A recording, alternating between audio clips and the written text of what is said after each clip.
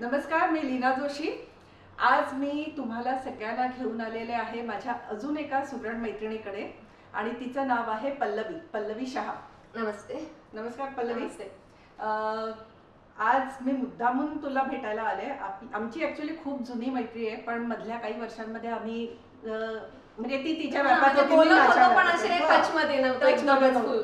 तर आज मी मुद्दाम तुम्हाला तिला भेटायला घेऊन आले. पल्लवी, तुला तर माहिती आहे की तू आणि मी आपण एका MCDच्या एका बॅच मध्ये स्टुडंट म्हणून भेटलेलो. तू पण स्टुडंट होती, मी पण स्टुडंट होती, पण दोघींचेही फूड बिझनेस आधीपासून चालू होते.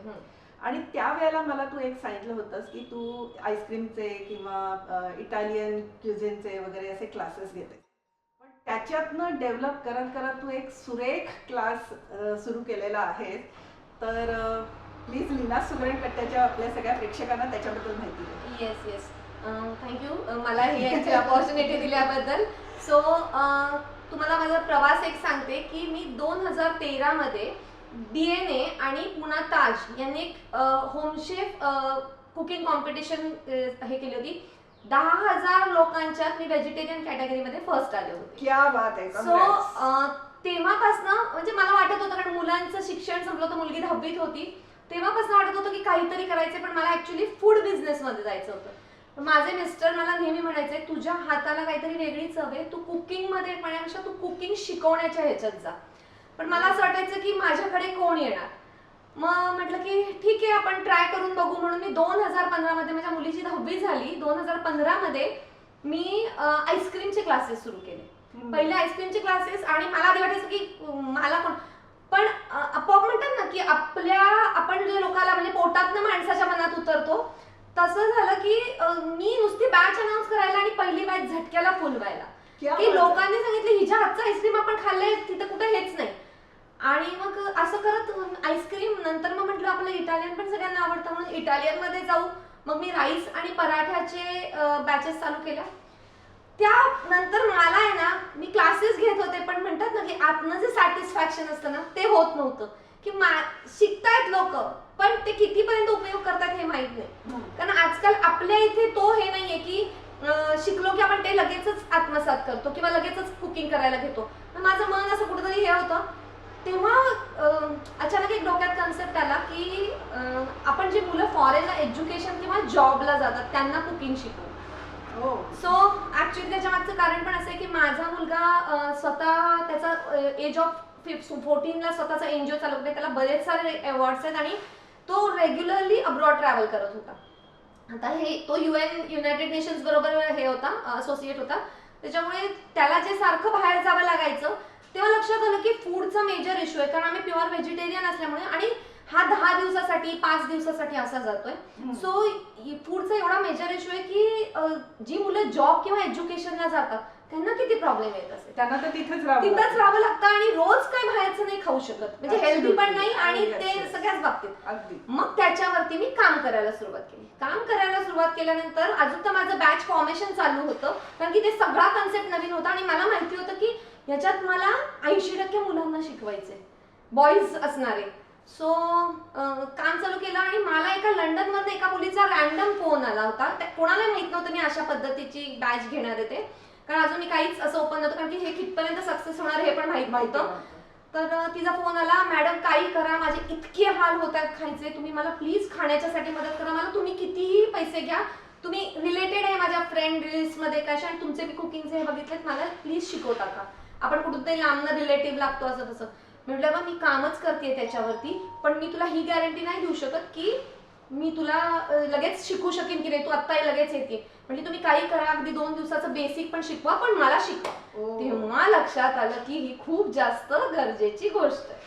मग झालं असं की ती मुलगी, मी बॅच सगळं केलं, फॉर्म. मग नेमकं माझ्या एक मैत्रिणींनी पण अप्रोच झाली, पण तिचा मुलगा इमिजिएट 2 दिवसात सिंगापूरला जाणार होता. सिंगापूरला फूड खूप कॉस्टली आहे आणि खूप जास्त म्हणजे आपलं व्हेजिटेरियन फूड मिळत पण नाही, किंवा आपल्या टेस्टचं फूड जास्त मिळत नाही, किंवा एरिया खूप लांब आहे जिथं आपलं फूड मिळतं. मग मी माझं काम चालू होतं तोपर्यंत मी म्हटलं आता बॅच फॉर्मेशन झालं, बेसिक आपलं पेपरवरती लिहितात असं माझं लिहून झालं होतं, प्रिंट झालं होतं रेसिपीचं हे. आणि मी म्हटलं सहज आपण बॅच अनाऊन्स करू बघू.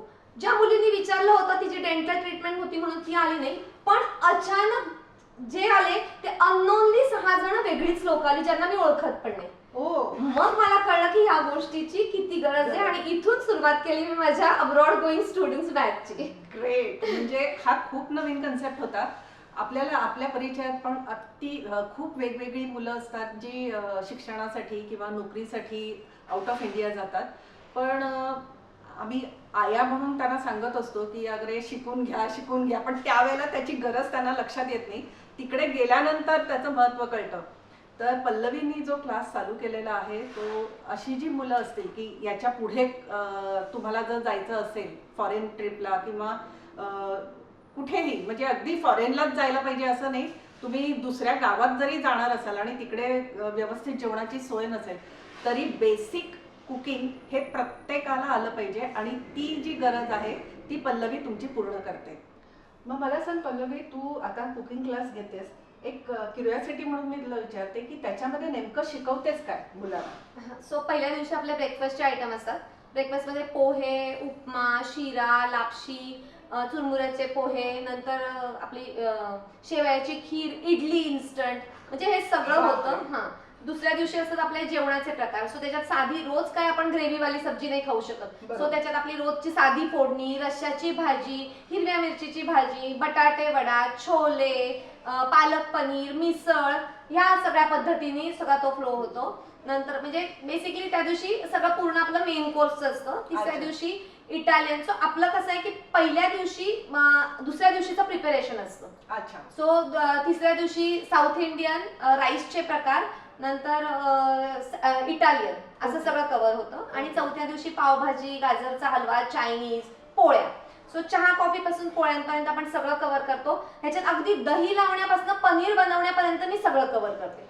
सो ते सुद्धा त्याचं, पण नुसतं दही नाही, कारण की तिथं आपलं दही मिळत नाही. सो फ्रॉम स्क्रॅच की तुम्ही विरझण कसं तयार करायचं, मी इथून सगळं त्यांचं कव्हर करते. आणि तिथं तुम्हाला 100% आणि मुलांनी तिथं अगदी फोटो पाठवले. माझी गॅरंटी आहे की चौथ्या दिवशी मुलं स्वतःच्या इंटरेस्टने तुम्हाला रेसिपी डिस्कस करतील.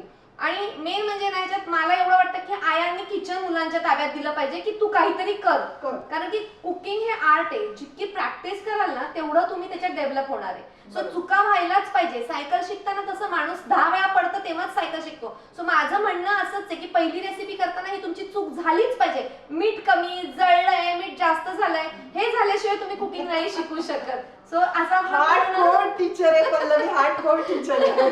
सो असं आपलं पूर्ण त्याच्यात कव्हर होतो. सो चहा कॉफी पासून पोळ्यांपर्यंत, मग त्याच्यामध्ये इटालियन आहे, चायनीज आहे, साऊथ इंडियन आहे. कुकरमध्ये भात शिजवायचा, गॅसवर भात शिजवायचा, राईस कुकरला शिजवायचा, हे सगळे म्हणजे माझ्या कठीण असतं चपात्या करणं. हां, तर ते सुद्धा अगदी व्यवस्थित शिकतात मुलं. म्हणजे अगदी पुऱ्या, भटुरे हे सगळं करतायत मुलं तिथे छान. मला वाटतं सगळ्या आयांनी हे लक्षात ठेवा की फक्त मुलांसाठी नाही, ज्यांच्या नवऱ्यांना येत नाही ना त्यांनी पण पाठवलं, नवऱ्यांना पण शिकू दे. Yes yes. सो मी आहे ना टिपिकल कुकिंग क्लास घेत नाही, मी मुलांचा कन्सेप्ट क्लिअर करते. सो प्रत्येक कुकिंग हे बेस्ड ऑन सायन्स आहे. आणि जर तुमचं त्याच्या मागचं सायन्स आणि मॅथ्स अगदी परफेक्ट असेल तर तुम्ही कुठल्याही पद्धतीचं कुकिंग करू शकता. सो ब्रेकफास्ट जनरली इंडियामध्ये सगळेजण सारखाच खातात. जेवणाचा कन्सेप्ट पण सेमच आहे आपला. बाकी हे आजकालच्या जनरेशनला इटालियन, चायनीज आवडतं, हे तर म्हणजे जे कॉन्टिनेंटल आहे हे सगळ्यांना माहिती आहे. सो मी पहिला फोकस केला इंडियन कुकिंग, कारण माझ्या मते इंडियन कुकिंग हे आर्ट आहे. आणि जो इंडियन कुकिंग वरती स्वतःचा हातखंडा करतो तो जगातलं कुठलंही कुकिंग करू शकतो. सो मी पहिले इंडियन कुकिंगवर फोकस केलं, मग त्याच्यावरती मी अभ्यास केला. मी अशी उठून लगेच नाही, मी 1 महिना पॅरिसला जाऊन राहिली आहे, मी 1 महिना अमेरिकेला जाऊन राहिली आहे, 1 महिना जर्मनीला आणि 1 महिना लंडनला, की तिथं काय इक्विपमेंट्स असतात, तिथं तुम्हाला काय सामान मिळतं. सो मी 10 वर्षापूर्वी ह्या सगळ्या प्रकारच्या एक महिन्याचे जाऊन तिथला सगळा अभ्यास केला. प्रत्येक रिलेटिव्हच्या घरी त्याचं किचन मध्ये काय काय तुम्हाला मिळतं त्याचा अभ्यास केला आणि मग ह्या बॅच मध्ये आले. उगाच मनात आलं आणि केलं असं तिने केलेलं नाहीये, तर खरोखर सखोल अभ्यास करूनच ही कृती तिने प्रत्यक्षात आणलेली आहे. ज्यांना शिकायची इच्छा आहे, मी पल्लवीचं नाव, पत्ता आणि फोन नंबर देणार आहे डिस्क्रिप्शन मध्ये, जरूर कॉन्टॅक्ट करा तिला. आणि तुमच्या आसपास किंवा तुमच्या ओळखीमध्ये जर कोणाला अशा पद्धतीचा क्लास करायचा असेल तर पल्लवीला नक्की कॉन्टॅक्ट करा. सो पल्लवी, आज आम्हाला तू काय दाखवणार आहेस? मी आज आमची मारवाडी स्पेशल गट्ट्याची भाजी आणि लसूणची चटणी. ओके, सो जाऊया आपण किचन मध्ये. तिने एवढ्या 2 मस्त रेसिपीची नावं घेतलीत की असंच तोंडाला पाणी सुटतं. तर फार वेळ घालूया नको, लगेच रेसिपीला सुरुवात करूया. सो मी आज आमची मारवाडी स्पेशल राजस्थानी स्पेशल गट्ट्याची भाजी दाखवते आणि त्याच्यासाठी आपल्याला साहित्य आहे डाळीचं पीठ, मीठ, सगळे आपले किचनचे जे मसाले असतात ते, आणि थोडे गरम मसाले, ओवा आणि दही. पहिलं मी पाणी उकळायला ठेवलेलं आहे. पाणी उकळल्यानंतर मी थोडंसं याच्यात डाळीचं पीठ घेते. सो 1 वाटीचं आपण डाळीचं पीठ घेतलं तर ऑलमोस्ट 4 जण पोट भरून ही भाजी खाऊ शकतात. सो मी डाळीचं पीठ घेते.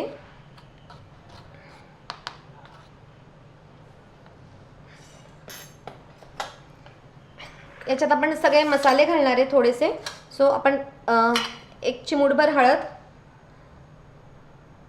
हळदीच्या डबल धनिया पावडर, ही ऑप्शनल आहे, असेल तर घालायची, आणि लाल मिरची पावडर. माझी लाल मिरची पावडर ही बेडगी मिरचीची आहे.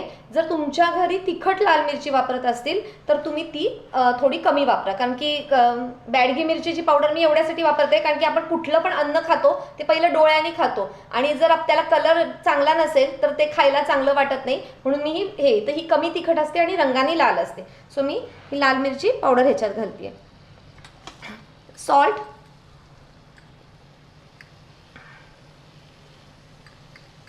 आणि डाळीच्या पिठामध्ये शक्यतो ओवा घालावा, कारण डाळीचं पीठ हे थोडंसं वातड असतं आणि ते डायजेशनला कठीण असतं. म्हणून आपण डाळीच्या पिठाचे कुठले पण रेसिपी करताना ओवा घालायचा असतो. हा ऑप्शनल आहे, नसेल अगदी अवेलेबल तर नाही घातला ते चालेल. सो 1 पिंच ओवा. आता ह्याच्यात थोडंसं आपण तेल घालणार आहे. 1 टीस्पूनभर तेल घालणार आहे. आणि हे गट्टे असतात, हे तुम्हाला सॉफ्ट होण्यासाठी ह्याच्यात थोडंसं दही घालायचं. सो ही एक टिप आहे की जर तुम्हाला गट्टे सॉफ्ट पाहिजे असेल, कडक नसतील पाहिजे, तर ह्याच्यात आपण थोडंसं दही घालतो. हे कणिक बांधताना आपल्याला गरम पाण्यानेच बांधायचं आहे. ह्याच्यात खूप गरम पाणी लागत नाही. सो आपण अगदी थोडंसंच करून घालणार आहे.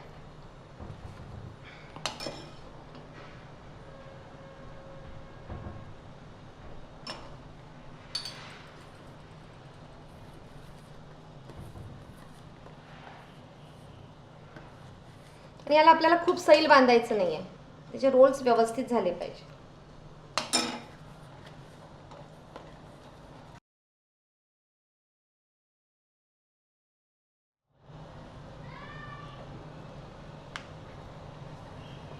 मी याचे असे रोल तयार करून घेतले आहेत आणि आता आपल्याला ते उकळत्या पाण्यात टाकायचे. आता त्याचं एक टेक्निक आहे की हे शिजले कसे हे बघण्यासाठी त्याच्यावरती असे बारीक बारीक बारीक बारीक फोडं येतात. ती आली की समजायचं शिजलं, कारण की त्याच्यापेक्षा जर तुम्ही कमी काढलं तर ते कच्चं राहील आणि जास्त केलं तर ते कडक होईल. हे महत्त्वाचं आहे. येस, हे लक्षात ठेवा सगळ्यांनी. येस. सो मी हे आता उकळत्या पाण्यात टाकते रोल्स.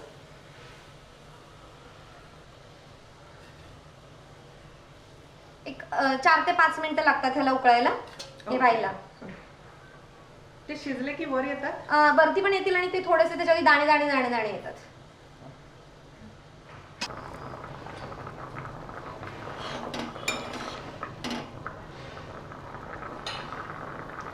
वरती असे एक डॉट्स येतात, म्हणजे आपले गट्टे झाले.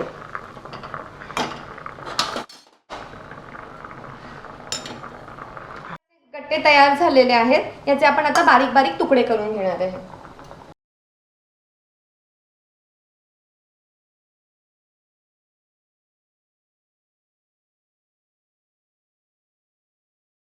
आपण हे असे गट्टे कट करून घेतले आहेत, असे स्मॉल पीसमध्ये. तुम्ही बघितलं असेल तर अगदी इझिली एकदम सॉफ्ट आहेत हे. सो हे बघा, एकदम सॉफ्टली ते तुटत आहेत. आपण ॲक्च्युली प्रोसेसला येतोय. आता आपण गट्टे तयार करून घेतलेत आणि आता आपण ह्याचा पूर्ण मसाला तयार करणार आहे. सो याचा मेन हे असतो, याचा मसाला म्हणजे दह्यात बनते ही भाजी. सो आपण ह्याच्यात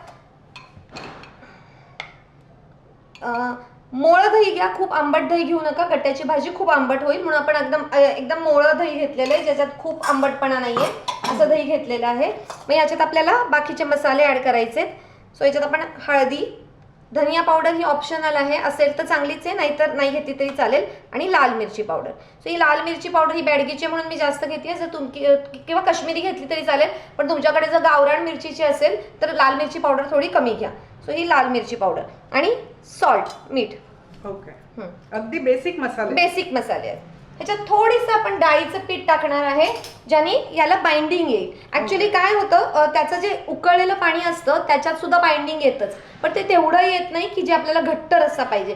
सो तुम्ही कशा बरोबर खाणार आहे त्या हिशोबाने तुम्ही त्याचं कन्सिस्टन्सी ठेवा. सो मी याच्यात थोडंसं डाळीचं पीठ टाकते. ट्रॅडिशनल पद्धतीने ही भाजी तुपात बनते. सो मी ही तुपात करते भाजी.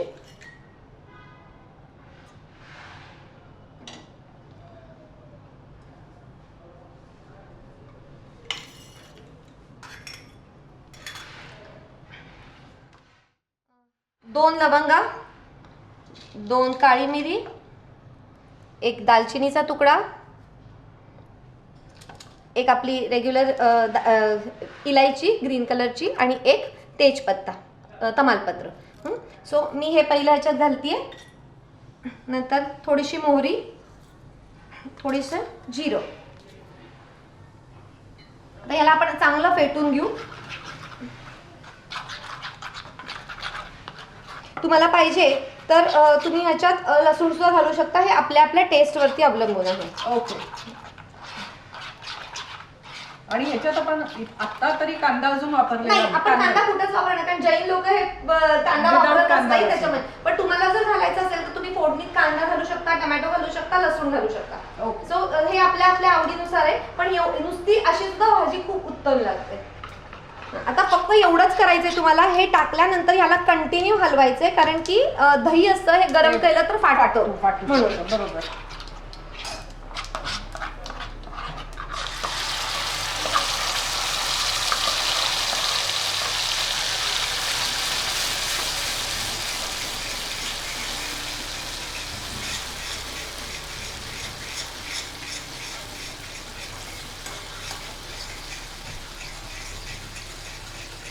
एकदा चांगला चटका बसला की ते डाळीचं पीठ ह्याच्यात व्यवस्थित शिजून जाईल. आणि मग आपण ह्याच्यात हे गट्टे घालतोय. ओके.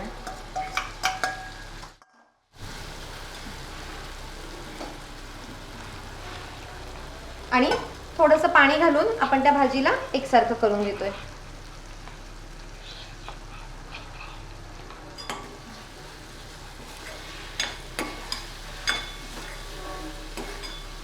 म्हणजे तशी म्हटली तर अगदी सोपी अगदी सोपी भाजी आहे. फक्त त्याच्यात ते किती पर्यंत व्हायला पाहिजेत, कारण की ते जर व्यवस्थित नाही झाले तर गट्ट्याची भाजी दगडासारखी एकदम कडक होऊन जाते. तेच महत्वाचं आहे, बस बाकी काही हे नाही. अच्छा. तुम्हाला अगदी पाहिजे तर ह्याच्यात थोडीशी कसुरी मेथी घालू शकता, तर थोडासा पंजाबी टच येईल. पण ट्रॅडिशनली ह्याच्यात तसं काही नसतं, फक्त कोथिंबीर घातली की झालं. सो बेसिकली ही भाजी राजस्थानमध्ये व्हायचं कारण एवढंच की तिथं आपल्याला वर्षभर हिरव्या भाज्या मिळत नाही आणि खूप गरमी असल्यामुळे दही हा तिथं थंड करण्यासाठी असतं. तर त्याच्यामुळे ही पिठं जी असतात ह्याच्यापासून किंवा वाळवलेल्या भाज्यांपासून ज्या भाज्या बनतात त्या जास्त करून वापरल्या जातात. म्हणून ही भाजी, आणि ही हाय प्रोटीन असते, त्याच्यामुळे तिथं जे कष्ट करणार आहेत त्यांना एवढी भाजी खाल्ली तरी ते हेल्दी पण राहतात आणि पोटभरीचं होऊन जातं. तर आता तुम्हाला कन्सिस्टन्सी तुमच्या हिशोबाने करायची, की तुम्हाला पातळ भाताबरोबर खायचे तर पातळ करा, आणि पोळी बरोबर किंवा फुलक्याबरोबर खायची तर थोडीशी घट्ट ठेवा. ओके. सो हे आपली ही भाजी झालेली आहे. एक चांगली उकळी आली की आपली भाजी रेडी. ज्यांना अगदीच बेसनाची ॲलर्जी असेल डाळीच्या पिठाची, ते तर तुम्ही मुगाच्या डाळीचं पीठ सुद्धा याला वापरू शकता. मुगाच्या डाळीला थोडं बाइंडिंग कमी असतं, त्या जागी तेव्हा तुम्ही थोडंसं अगदी 1 चमचाभर तांदळाचं पीठ त्याच्यात टाका.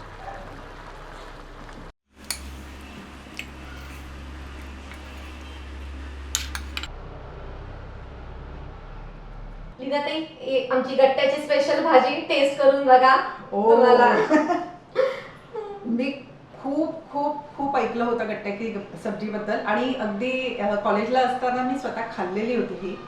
त्याच्यानंतर आज, आणि इतकी सोपी आहे ह्याची अजिबात कल्पना नव्हती. थँक्यू पल्लवी, एवढी सोपी आणि सुंदर भाजी तू सांगितली. सांगितलीस. मला खरंच कल्पना नव्हती की इतकी सहज होणारी भाजी आहे. म्हणजे असं पण होऊ शकतं ना, आता तिने सांगितलं की राजस्थानमध्ये भाजी पटकन मिळत नाही, हिरव्या भाज्या मिळत नाही, पण आपल्या घरी पण असं कधीतरी होतं की घरी भाजी नसते किंवा काय करायचं कळत नाही, काहीतरी वेगळं करायचं असतं. उत्तम पर्याय आहे गट्टे की सब्जी हा. तर नक्की करून बघा. पल्लवी खूप खूप खूप आभार तुझे. असं सोडणार नाहीये मी तुला. अजून तुझ्याकडनं मला एक रेसिपी हवी आहे. तर मंडळी, हे तर मी टेस्ट करणारच आहे, पण लीना सुगरण कट्ट्याला लाईक, शेअर आणि सबस्क्राईब करायला विसरू नका. अशाच एका छानशा रेसिपीला आणि पल्लवीच्या हातच्या अजून एका रेसिपीला भेटण्यासाठी उद्या नक्की भेट द्या. तोपर्यंत बाय.